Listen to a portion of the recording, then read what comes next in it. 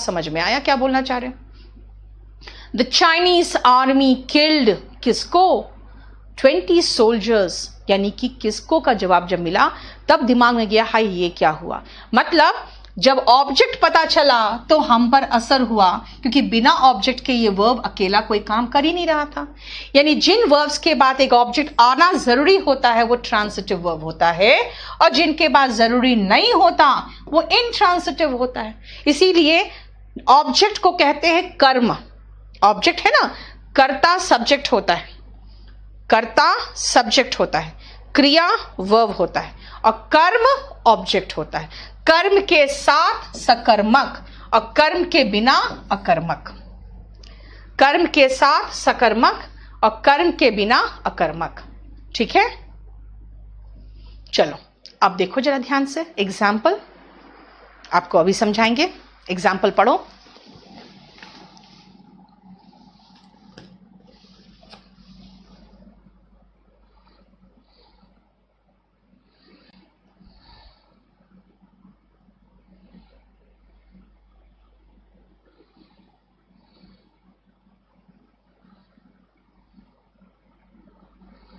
देख लिया? Transitive verb, I completed क्या? द वर्क, क्या का जवाब? ही किल्ड किसको? द गर्ल्स, किसको का जवाब?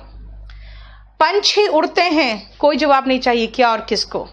धीरेन्द्र सबका मैसेज आ रहा है बेटा, लेकिन अभी मैं आपको मैसेज देखने के मूड में नहीं हूं, है ना। आपको किसी तरह का बिल्कुल जीतराम एसएससी मेंस की बात क्या कर रहे हो यार, कोई भी एग्जाम की बात करो, सब में सफिशिएंट है। आप लोग सिर्फ मेरा नंबर दे दिया मैंने सिर्फ इसीलिए, कोई जेन्युइन क्वेश्चन हो तो पूछना। अब ये चीज नहीं यहां पर तो आप सारा डाउट्स तो यहीं पूछोगे, मोबाइल में मेरे डाउट्स नहीं पूछोगे। आपको जेन्युइन कोई प्रॉब्लम हो तो अभी रुक जाओ। बर्ड्स फ्लाई का मतलब हो गया पंछी उड़ते हैं, इसका मतलब है इनट्रांसिटिव वर्ड है फ्लाई, वर्ब है फ्लाई। और बेबीज क्राई यानी कि बच्चे रोते हैं, तो थोड़ी पूछोगे क्या और किसको, थोड़ी पूछोगे क्या बर्ड्स फ्लाई क्या, नहीं भाई, पंछी उड़ते हैं अपने आप में सफिशिएंट है, हमको यहां पे कोई ऑब्जेक्ट की दरकार ही नहीं पड़ी। बच्चे रोते हैं, ठीक है, कंप्लीट है, हमें कोई ऑब्जेक्ट की दरकार ही नहीं पड़ी। यानी कि जब आपको ऑब्जेक्ट की जरूरत ही नहीं हो तो ये वर्ब कौन है, ये इनट्रांसिटिव वर्ब है, और जब हमें ऑब्जेक्ट की जरूरत पड़ रही है तो ट्रांसिटिव वर्ब है। समझ में आ गया? बस इनट्रांसिटिव और ट्रांसिटिव वर्ब समझ में आ गया। अब आप कहोगे मैम क्यों पढ़ा रहे हो इनट्रांसिटिव और ट्रांसिटिव, जरूरत क्या है इसकी? इसलिए जरूरत है कि बेटा ऑब्जेक्ट किस में चाहिए था, ट्रांसिटिव में।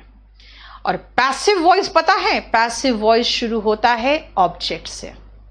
यानी अगर मैं इन दोनों में पूछूं कि भाई मुझे बताओ किस वर्ब का पैसिव वॉइस बनेगा और किस वाक्य का पैसिव वॉइस बनेगा, बोलोगे इन दोनों का पैसिव वॉइस बन जाएगा। क्यों? क्योंकि इनके पास ऑब्जेक्ट है। और इनका पैसिव वॉइस नहीं बनेगा। क्यों नहीं बनेगा? क्योंकि इनके पास ऑब्जेक्ट ही नहीं है। हम इसीलिए इनको पढ़ते हैं, ट्रांसिटिव और इनट्रांसिटिव को। क्यों? क्योंकि हमें समझ में तो विकसित हो जाए कि भाई ऐसे वर्ब्स जिनका पैसिव वॉइस बनता है वो ट्रांसिटिव वर्ब होते हैं। इज एम आर मॉडल्स नहीं है बेटा, विनय इज एम आर मॉडल्स नहीं है। और मॉडल्स इसलिए नहीं है क्योंकि is am are main verb का भी काम करता है। ठीक है, क्लियर हो गया? बोलो कोई प्रॉब्लम यहां तक? अब आते हैं नेक्स्ट। मैंने आपको जो बताया था वर्ब्स एक और में डिवाइड हो सकता है, जरा देखो ध्यान से इसको।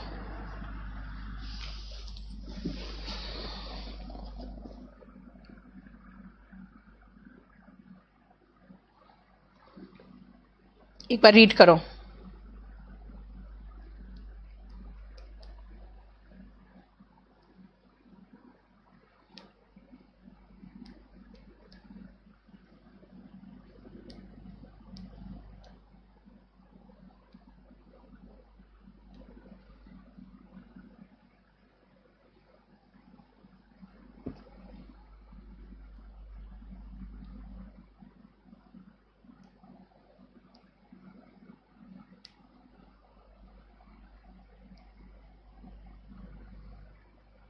हो गया? अब सुनो ध्यान से, नेक्स्ट फिर से आओ, बोलोगे और भी तरीके भाई वर्ब को डिवाइड करने के। वर्ब को डिवाइड करने का तरीका सिर्फ ट्रांसिटिव इंट्रांसिटिव नहीं है।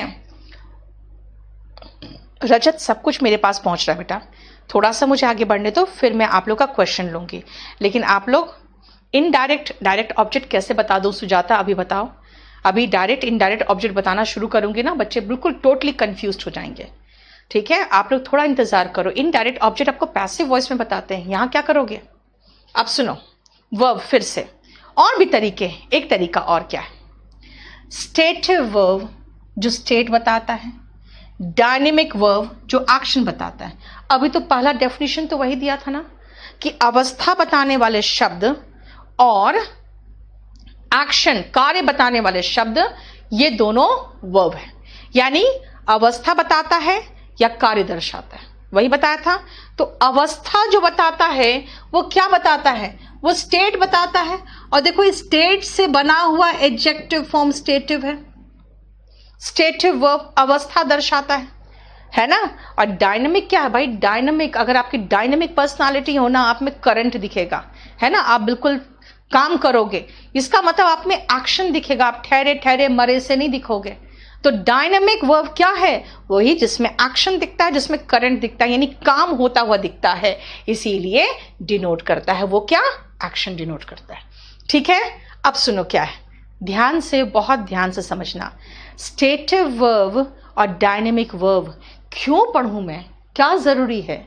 ट्रांसिटिव क्यों पढ़ा? इसलिए पढ़ा क्योंकि अगर हम ट्रांसिटिव वर्ब की पहचान कर लेंगे ना, तो मुझे पता होगा कि इस वर्ब का पैसिव वॉइस में इस्तेमाल हो सकता है। तो फिर इसको क्यों पढ़ूं? इसका भी एक रीजन है। कोई भी चीज पढ़े, क्यों पढ़े भाई? आपके जेन्युइन क्वेश्चन होता है कि मैम क्यों पढ़े। एक बात बताओ, अगर मैं कहूं मैं खाना खा रही हूं, आपको एक्शन दिख रहा है ना होते हुए, एक्शन होते हुए दिख रहा है, हाथ से खाना मैं लेके मुंह में डाल रही हूं, यानी वो डायनेमिक वर्ब है। यानी आई एम हैविंग लंच, देखो हैव का आईएनजी फॉर्म लगाया, क्यों भाई? खाना खा रही हूं, तो रही हूं यानी कि वो एक्शन होता हुआ जब चल रहा है तब तो आईएनजी आएगा। खाने के लिए ईट से बेहतर वर्ड है हैव, तो आई एम हैविंग लंच। ठीक है, लेकिन अगर मैं कहूं मेरे पास एक गाड़ी है, तो क्या उसमें कोई काम कर रही हूं क्या? नहीं, गाड़ी है तो ये मेरी अवस्था है भाई, मेरे पास है गाड़ी है, तो आई हैव अ कार होगा। क्यों? आई एम हैविंग अ कार भी तो लगा सकते हैं भाई। आई एम हैविंग अ कार का मतलब होता है मेरे पास एक गाड़ी हो रही है। ये क्या है? या तो गाड़ी है या तो नहीं है। गाड़ी हो रही है तो नहीं हो सकता है। इसका मतलब है आई हैव लंच और आई हैव अ कार, दोनों को ध्यान दो। अगर मैं कहूं कि मैं 1 बजे लंच करती हूं, तो I have lunch at 1 PM, और मैं 1 बजे और मेरे पास एक गाड़ी है, तो आई हैव अ कार। लेकिन आई एम हैविंग लंच बोल सकते हैं, आई एम हैविंग अ कार नहीं बोल सकते। क्यों नहीं बोल सकते? कि ये जो स्टेटिव वर्ब होता है ना बेटा, ये जनरली आईएनजी फॉर्म में नहीं आता। अब याद करो, आपको मैंने आगे दिया है ना, आईएनजी फॉर्म में सारे वर्ब्स दिए हैं। V1 दिया है, V2 दिया है, V1 ING दिया है, V1 S दिया है। इसका मतलब है जो भी वर्ब आपके अवस्था दर्शाए, कैसा अवस्था? दिल की अवस्था, दिल की अवस्था, मन की अवस्था, और मेरे सिचुएशन जो है सोसाइटी में, वो मेरी अवस्था, अगर ये दर्शाए तो कभी भी आईएनजी फॉर्म में नहीं होगा, कभी भी वो आईएनजी फॉर्म में नहीं होगा। क्यों? क्योंकि भाई वो हो रहा है, थोड़ी हो सकता है। तो कहेंगे अच्छा, जैसे मन की अवस्था आई लव यू, ठीक है, फिर कहते हैं मैम मैगडी का एड में तो आता है I am loving you, I am loving it. भाई आई एम लविंग इट वो एक कंपनी बनाया, उसकी मर्जी, उसने जो स्लोगन बना लिया है ना, उस पर अपना एड बना लिया। आई एम लविंग इट में वो उसको खा के एंजॉय कर रहा है और आंखें बंद करके और उसको एंजॉय कर रहा है, ठीक है ना, तब कह रहा है I am loving it. Otherwise love ING form में नहीं आता है ना। उसी तरह से I am having a car नहीं आएगा। क्यों भाई? मेरे पास है या मेरे पास नहीं है, ठीक है ना। ठीक है, समझो पहले, अभी आपको आगे बताएंगे। और मेरे पास है या मेरे पास नहीं है, मेरे पास हो रही है तो नहीं हो सकता। मैं आपको जानती हूं, आई नो यू। मैं आपको नहीं जानती हूं, I do not know you. Tense में पढ़ोगे, मैं आपको जानती हूं, I know you. I am knowing you नहीं होता, मैं आपको जान रही हूं क्या होता है यार? या तो मैं जानती हूं या नहीं जानती हूं, या तो मैं प्यार करती हूं या नहीं करती हूं। आई एम लविंग यू क्या हो जाएगा? ठीक है ना, ये कोई एक्शन नहीं है। ऐसे कहते हैं प्यार किया नहीं जाता, हो जाता है। ये एक वर्ब क्या है? स्टेट वाला है, ये एक्शन नहीं है। लव एक्शन नहीं है जिसको आप करोगे। उस गाने को इंग्लिश के अकॉर्डिंग समझो, जो गाना है प्यार किया नहीं जाता, हो जाता है, क्योंकि वो सही में किया नहीं जाता। वो एक्शन वर्ब ही नहीं जो आप करोगे, वो तो स्टेट का वर्ब है। क्यों पढ़े भाई? इसीलिए पढ़ेंगे कि ऐसे वर्ब्स जो होते हैं ना, उसको हम मेन वर्ब के रूप में आईएनजी फॉर्म में नहीं इस्तेमाल करते। ठीक है, मेन वर्ब के रूप में आईएनजी फॉर्म में हम नहीं लगाते हैं। ये इंपॉर्टेंस है इसका। डायनामिक, यार मैं पढ़ा रही हूं, आई एम टीचिंग यू। वो जा रहा है, इज गोइंग। वो खा रहा है, इज हैविंग, चलेगा। यहां ये नहीं चलेगा। इसीलिए इसके लिए समझना, जो मैं आपको समझाना चाह रही हूं कि जो स्टेटिव वर्ब होता है ये आईएनजी फॉर्म में नहीं आते, डायनामिक वर्ब आईएनजी फॉर्म में आते। चलिए, ये पिछला जो पेज है इसमें हम एक चीज देख लें। Transitive verb takes passive form, यानी ये पैसिव वॉइस में इस्तेमाल होता है। पैसिव वॉइस क्या पता ही नहीं आपको, है ना? इसलिए खाली इतना हम लिख के छोड़ दे रहे हैं। क्यों? क्योंकि भाई सिर्फ इसी का पैसिव वॉइस बनेगा, नहीं तो इंट्रांसिटिव का नहीं बनता। और इसमें क्या लिखें? इसमें लिखेंगे ये वाला डू नॉट टेक, ये नहीं लेते, do not take V1 ING form. ठीक है ना, V1 ING फॉर्म नहीं लेते हैं। ये था जो मुझे समझाना था। Suffering from fever, I have loving. Loving बेटा विकास, लविंग वहां एडजेक्टिव है, प्यार करने वाला। लव में ING लगा के एडजेक्टिव बनाया हुआ है। I am loving, I have loving father and mother का मतलब है कि मेरे, आई हैव लविंग पेरेंट्स, प्यार करने वाले। मैं थोड़ा सा आपका डाउट देख लूं, आई थिंकिंग यू नहीं होगा बेटा, I am thinking of you होता है, और वो अभी ऐसा नहीं। स्पोकन की क्लास में बता दिया आपका, yes watching you, I am watching you. Am लगाओ। जीएस बैच की फी बेटा बढ़ने वाली है, समझ लो अच्छी तरह से, फिर बाद में मुझे मत टोकना कुछ। ठीक है, मैंने बताया था ना कि वो लोग कहते हैं मैडम चिंदी चोर है, 200-200 रुपया की लड़ती है। उनको क्या पता मैं स्टूडेंट्स की लड़ती हूं, वरना मैं कौन सा खरीद रही हूं कोर्स। चलो, मैं बाद में आपका देखूं मैसेजेस, अभी लास्ट के 15 मिनट में सारे मैसेज देख लूंगी। विकास एक सेलिब्रिटी की तरह है आप, बुक्स की वो कैब ही पढ़ के CISF में भर्ती हुए थे बेटा। वॉल्यूम 1 जानते हो, बहुत लोगों का उद्धार कर दिया।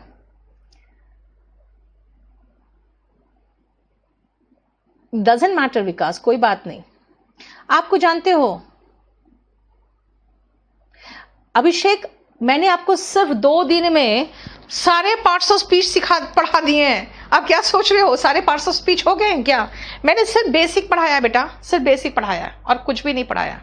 ठीक है, चलिए अब मैं आपको डाउट्स बाद में लूंगी, हम आगे बढ़ रहे हैं। ठीक है,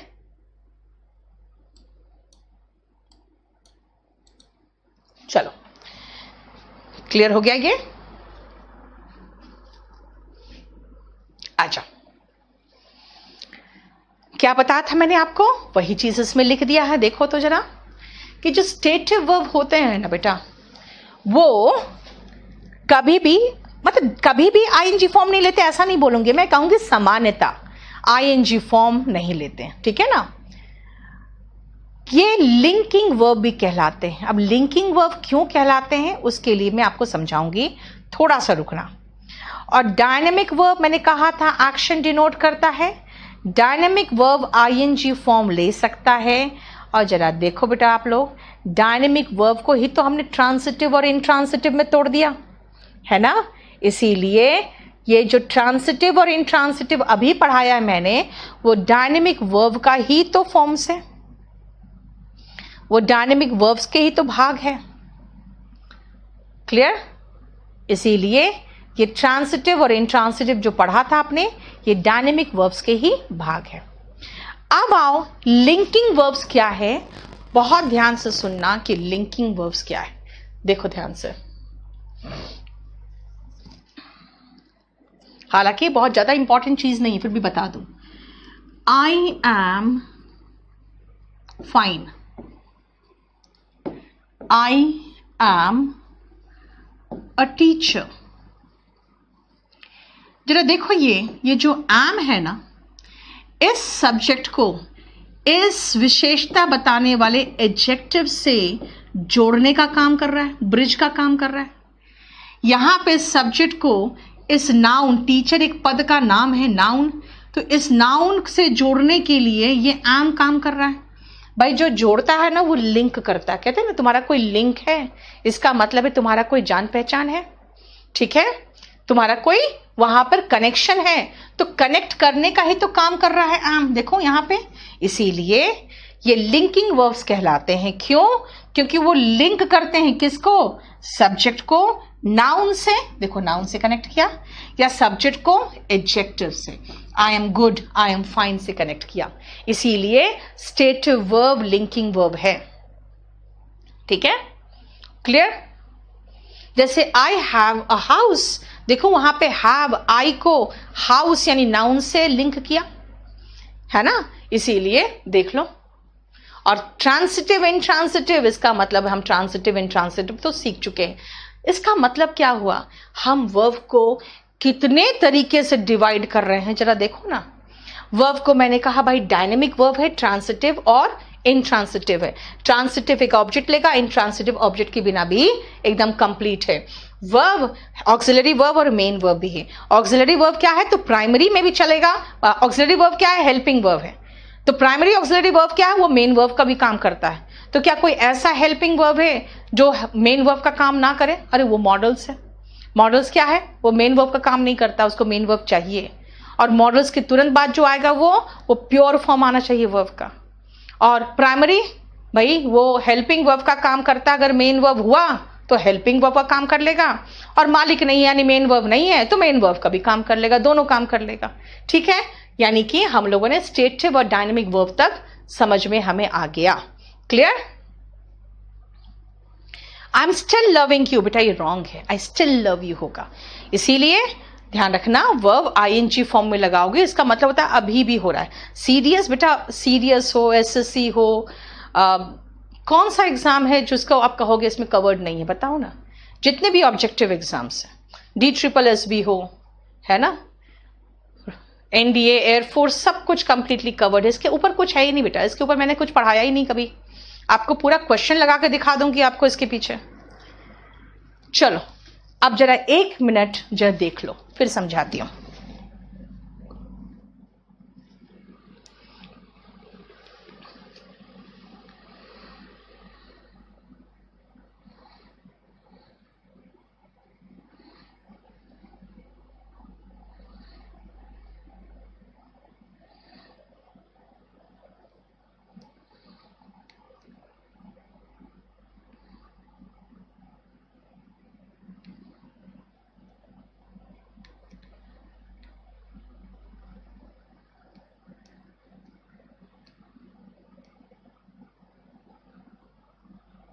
देखो ध्यान से, पहले पढ़ लो।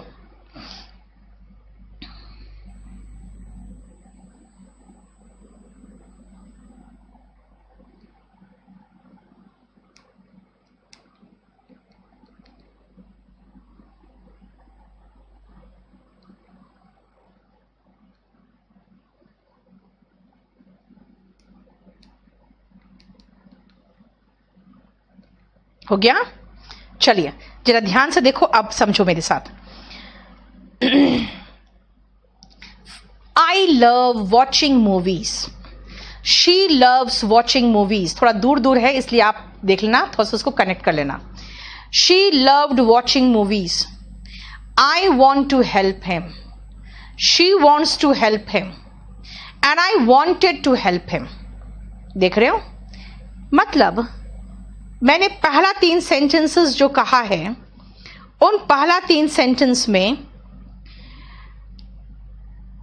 आप एक चीज मार्क करो कि इनके बीच में आपने एक चीज मार्क किया होगा कि आई लव है तो शी लव्स है, और टेंस चेंज किया तो लव्ड हो गया। लेकिन वॉचिंग वॉचिंग वॉचिंग, तीनों में वॉचिंग है, ये क्या है?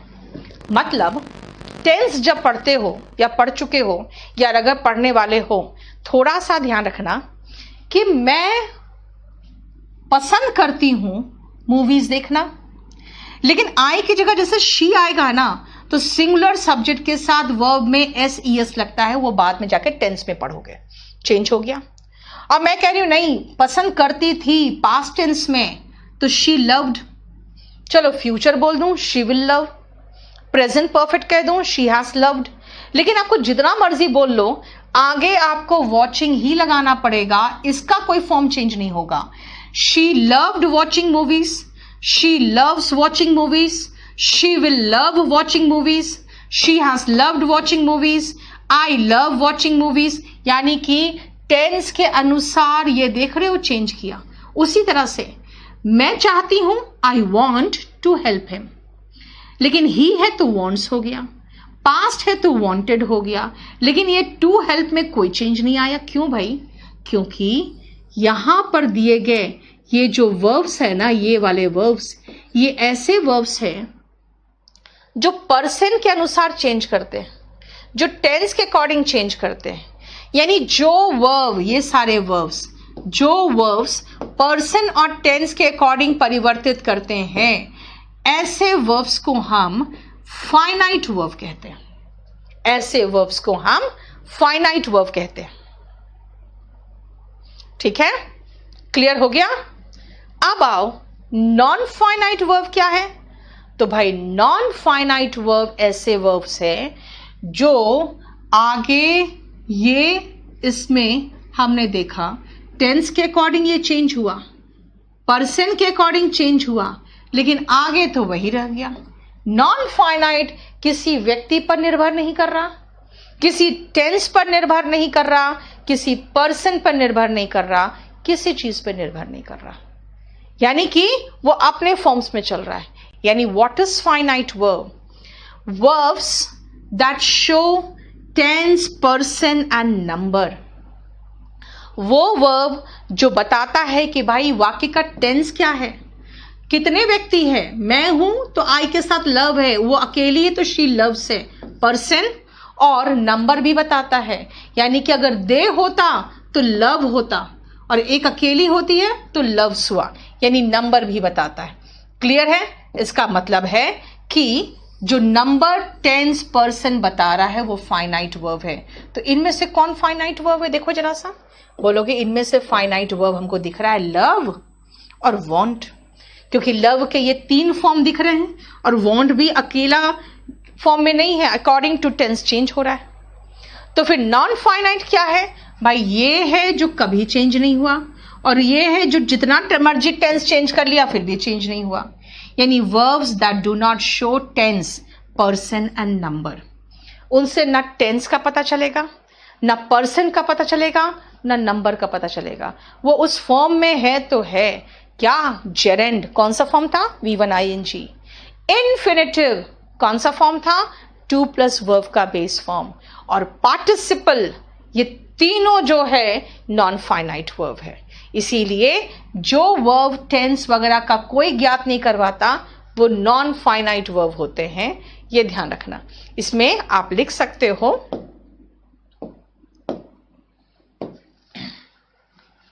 नॉन फाइनाइट में जो आते हैं, लिखना कुछ नहीं, मैं आपको बाद में, आपको जब मिलेगा नेक्स्ट पेज तो आप ये लिखा रहेगा, जेरेंट, इन्फिनेटिव एंड पार्टिसिपल। ये 3 है जो नॉन फाइनाइट है। ये तीनों पता है, ये तीनों जेरेंड है, ये तीनों पता है इन्फिनेटिव है। पार्टिसिपल का यहाँ एग्जाम्पल नहीं दिया क्योंकि वो समझ में नहीं आता। फाइनाइट मतलब निश्चित हुआ बेटा, नॉन फाइनाइट मतलब अनिश्चित, यानी कि सब्जेक्ट के अकॉर्डिंग निश्चित है कौन सा फॉर्म लेगा, है ना। नॉन फाइनाइट होता है वो कुछ नहीं, वो किसी पर निर्भर नहीं कर रहा है, वो अपने मर्जी पे है, वो है जैसा वैसा रहेगा, उसको कोई मतलब नहीं है। इसीलिए ये ध्यान रखना जो फाइनाइट वर्ब है ये चलता है चेंजेस, लिखा हुआ है नीचे, चेंजेस टेंस, पर्सन और नंबर के according, changes according to tense, person and number, ठीक है ना। टेंस, पर्सन और नंबर के अकॉर्डिंग चेंज करेगा। अगर मैं शी लव्स लगा रही हूं तो अगर दे लगा दूं तो दे लव, तो दे के साथ लव हो गया, प्लूरल है तो दे लव हो गया, सिंगुलर है तो शी लव्स हो गया। टेंस नहीं पढ़े हो लेकिन देख लो मैं समझा रही हूं कि दे के साथ लव आता है और शी के साथ लव्स आता है, मतलब भाई पर्सन के अकॉर्डिंग चेंज हो रहा है, सिंगुलर प्लूरल, शी एक लड़की और दे मतलब बहुत सारे लोग हैं। दे का कंसेप्ट मैंने बताया था ना, वे, ही, शी, इट का प्लूरल, याद करो तो।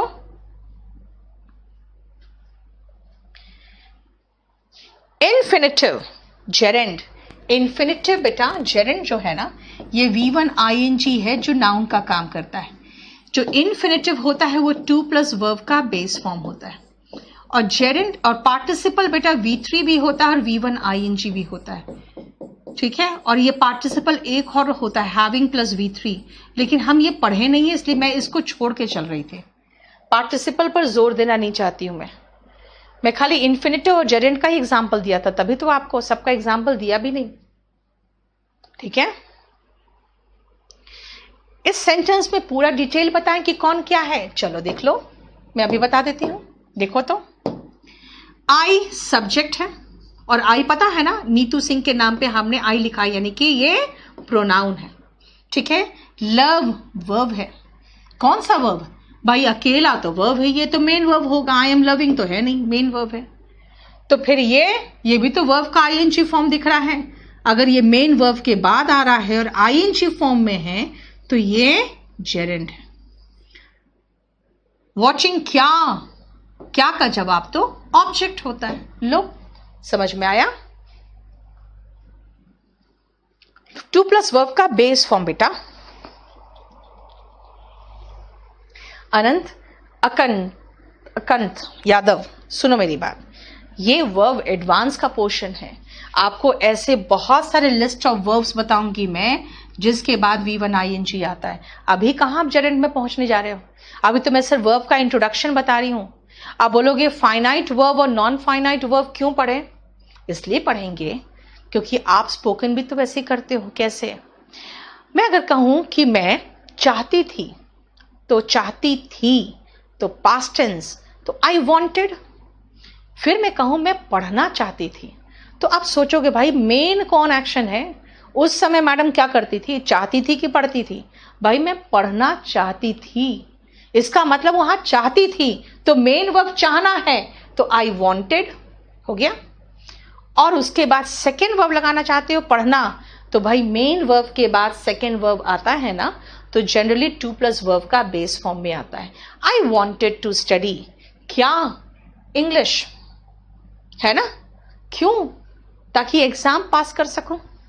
तो फिर जोड़ना चाहती हूं मैं आगे, फिर से आपको एक और वर्ब लगाना है। I wanted to study English, मैंने क्या बोला, आई वॉन्टेड टू स्टडी।